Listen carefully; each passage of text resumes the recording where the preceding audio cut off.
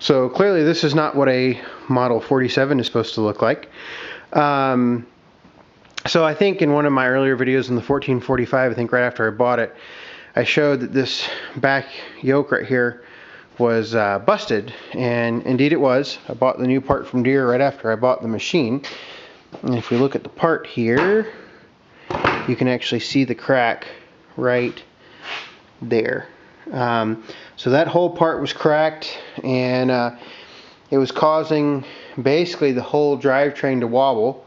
So what we did, I still got to replace all these bolts because they're kind of wallowed out. So I'm actually headed to the store tomorrow to get a lot of those bolts, strictly because they need to be replaced. I need to replace these flange bearings right there. So I think I can get those at a farm store.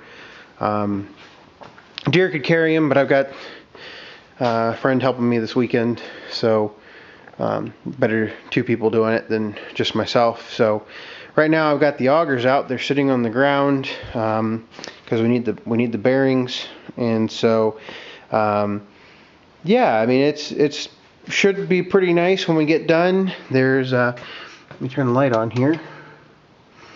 You can see that the new drive yoke is really nice and tight. There's no wobble in it. Before, that was there was all kinds of wobble in there. So I'm pretty happy with how it'll turn out. The frame itself does have some wear on it. I can't do a whole lot about that other than buy a new frame, and I don't really, or main body, and I really don't want to do that. So we changed the gear case oil. The gear case oil was fine. Very old and dirty, but that's what would be expected. So once we get the new flange bearings tomorrow, we can put it all back together and should have a working snowblower. So pretty excited about that. And I'll get some shear pins from Deere this week and everything, and I'll get a video of, I'll try to get a video of the 1445 using the snowblower, not with snow or anything, but just testing it out, making sure the drivetrain works and everything else works. So overall, pretty happy with today's progress. We got lots done on the 1445. Hopefully, I've got some more videos of the 1445 in the near future. I'll get the GoPro back out and come up with a couple more mounting options for mowing and stuff. Really kind of coming into its own. I'm getting used to it. So yeah, if you got any questions, ask them, and I'll keep the videos on the 1445 coming. And when snow flies this year, something I also added today was a blade. So now I've got two options of moving snow with the 1445 in addition to the blade with the X748 and all my snow blowers for the smaller tractors. So yeah, hope you liked the video, and I'll make another one in the coming weeks.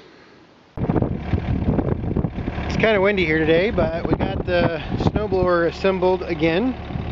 Replaced all the gear oil and everything, put new skids on it, and gonna try it out real quick, and then I'll do another part of the video that I'll explain what we did. But anyway, so here we go.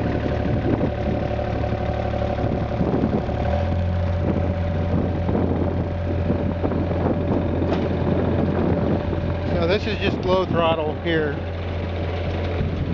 No real problems with the gearbox or anything. Sounds quiet. We'll go to full throttle. There's little to no vibration.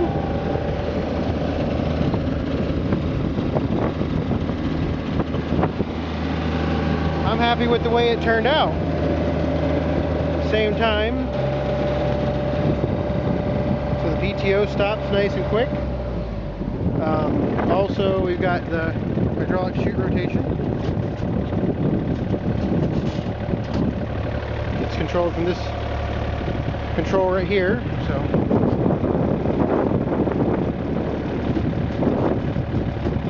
happy with that. All this wire right here actually controls the height chute. It's just kind of some hack job somebody put on there. So anyway, let me get it in the garage so we get all this wind, and I'll tell you what we did. Okay, so now that I'm out of the wind a little bit, I can tell you kind of what we did. Like I said, we replaced all the fluids. Also replaced that drive shaft. I said in the first part of this video, you can see it back there, that very back drive shaft right there. That's what we had to replace. Really kind of afraid that that wobbly shaft would have wallowed out the shaft from the gearbox, but it had not. So all total, really happy with the way this turned out. Took a somewhat I wish I would have done a video of how it sounded before, but it sounded terrible, and I wish I would have done a video before just to show you the difference, and now it's nice and smooth and quiet. Also, I've got to replace the shear pins because currently right now they're just not, they don't look right. There's some jam nut, lock nut thing, so I'm gonna go ahead and replace those. We went ahead and replaced the bearings this morning, and so the bearings have been replaced, and then we replaced the skid shoes. I'm most likely going to go through a lot of skid shoes given the fact that I have a kind of a gravel rock driveway. Not really sure how to best proceed with that, but that'll be something I have to figure out. You can see that we have it raised quite a bit, so I don't get any rocks or stuff in the chute, in the impeller and stuff. Overall, really happy with how it turned out. If you didn't know, these units came with either a 47-inch or a 60-inch blower. If you buy them new, I want to say the 47's like it's either 3,800 or 4,600. Anyway, there's like a $300 price difference between a 47 and a 60. A 47 is really nice for doing sidewalks and stuff, so I think that's why, this being a former municipal tractor or unit, I think that's why it had a 47 that came with it. Overall, really happy with the way it turned out. Like I said, I've got to get new bolts for back here.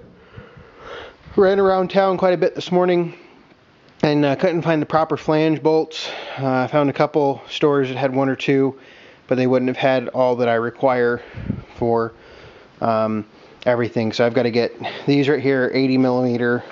These right here are 45 millimeter, and then I need to get some 100 millimeter for the 54 blade that I got for this unit.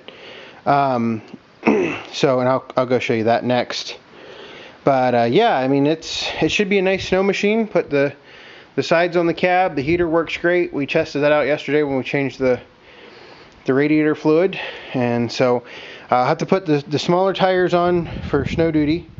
I have those smaller, I have the 850 inches and 1050s tires. I'll have to use those for snow duty, unless I decide just to deal with, overlap. But yeah, really happy with it. So I'll go out and show you that blade, and then I think we'll call this project done. Get this stuff back in the corner for hopefully a couple more months, considering the grass is still growing here.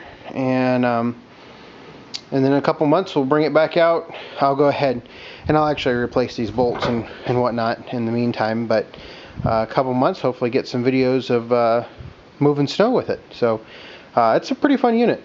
So this will just be a really quick video here because of the wind back here. So this is the 54 blade that I picked up for it. I've got the mounting arms that go right there. I've got those in the shop. I just got to get the bolts for those. I may go ahead and replace the hoses. I'm not real sure yet. The skids seem fine. Whoever had it before me decided that they really didn't like regular Deere edges, so they put some Mondo chunk of steel in there. See if I can get it rolled over here.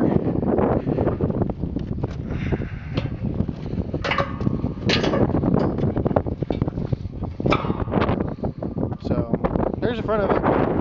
No real big problems there. Kind of excited. These, you can kind of find these attachments here and there. But anyway, so that's it for the 1445 for right now. I'll probably be back with some updates here in the next couple weeks as I continue working on stuff.